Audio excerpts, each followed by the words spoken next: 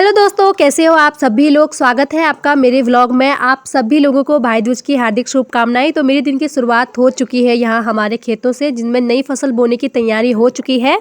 तो ये है मेरे स्वीटी और डप्पी जो कि मेरा वेट कर रहे हैं, और ये कितनी ज़्यादा खुश हैं आज देख ही सकते हो आप। तो आज थे भाई दूज और मैं आज जा रही हूँ अपने मायके। तो मैंने आज एक साड़ी वेयर की, और ये साड़ी मेरी मॉम ने मुझे गिफ्ट की थी एज अ बहू। तो मैंने इसको वेयर किया और ये साड़ी काफ़ी अच्छी है और इसकी प्लेटें भी काफ़ी अच्छी हैं। तो मैं फटाफट से यहाँ पर रेडी हो जाती हूँ भाई दूज के लिए। तो भाई दूज के दिन भाई बहन एक दूसरे का सर पूजते हैं और घर के बड़े भी हमारा सर पूज देते हैं। तो सबसे पहले मेरी दीदी ने मेरा सर पूज दिया, और ये सर हमारे चूरे जो पहाड़ी धान होते हैं उनको हम रोस्ट करते हैं और उखल से कूटते हैं, और यही हमारे सर पे पहराए जाते हैं। साथ ही मैं इसको सरसों के तेल से भी हमारे सर को पूजते हैं, और ज़्यादा भी मुझे पता नहीं था तो मैंने भी अपने देवर जी का भी सर पूज दिया। तो उसके बाद मैं फटाफट रेडी हो जाती हूँ ससुराल के लिए। और आज बनाया था हमने खाने में चावल का हलवा, और साथ ही हमने छोले बनाए थे। तो जल्दी से खाना खाने के बाद मैं यहाँ पे निकल गई हूँ मायके जाने के लिए। और मायका मेरे घर से कम 3-4 किलोमीटर दूर है, ज़्यादा नहीं है, बहुत ही नज़दीक में ही मेरी शादी हुई थी। और ये है हमारे गांव का नज़ारा, और ये मैं पहुंच गई हूँ मायके। तो अपने एरिया में जाने की खुशी कुछ अलग होती है।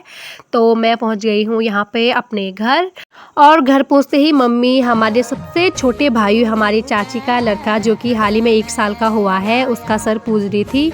और सर पूजने समय हम कुछ पहाड़ी वर्ड का यूज़ करते हैं, जो कि मैं आपको थोड़ा बहुत बताऊँगी जितना मुझे आता है, जिसमें से जी रया, जग रया, फूल जैसा खिल रया, यो दीन यो मास भेटने रया।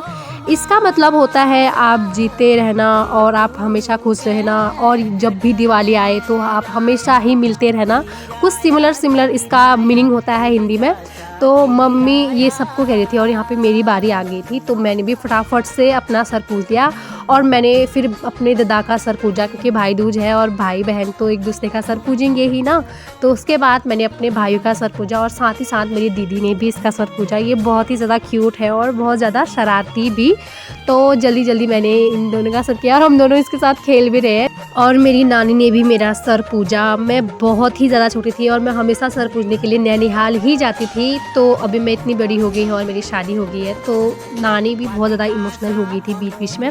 और यहाँ पे मेरी बुरी नानी ने भी मेरा सर पूजा, और वो भी काफ़ी ज़्यादा इमोशनल हो गई है। और मेरे जीजाजी भी आए थे सर पूजने के लिए। और जब भी कोई त्यौहार आता है तो हमें अपने घर की बड़ों की याद हमेशा आती है। तो मैं भी थोड़ा यहाँ पे इमोशनल हो गई थी, क्योंकि मुझे अपने दादाजी की बहुत ज़्यादा याद आ रही थी, क्योंकि 5 मंथ्स पहले ही मेरे दादाजी की डेथ हुई है। और मैं बस इतना ही बोलना चाहूँगी कि दादाजी आप कहीं भी रहो, हमेशा खुश रहो, आपकी आत्मा को हमेशा शांति मिले। तो मैं यहाँ पे अपने आमा के सर पूजने के लिए गई थी। मेरे हस्बैंड के आमा हुए और इस हिसाब से मेरे भी आमा हुए। तो इनके भी काफ़ी दिनों से तबीयत ख़राब थी, तो मैं इनसे मिलने भी गई थी, और इन्होंने भी मेरा सर पूजा, जो कि मुझे काफ़ी अच्छा लगा। और लास्ट में फिर मैंने भी आमा का सर पूजा, आमा के सर पे तेल लगाया। तो कुछ इस तरह से रहा हमारा भाई दूज का त्यौहार। आप सभी लोगों को ऐसा लगा कमेंट पर ज़रूर बताना।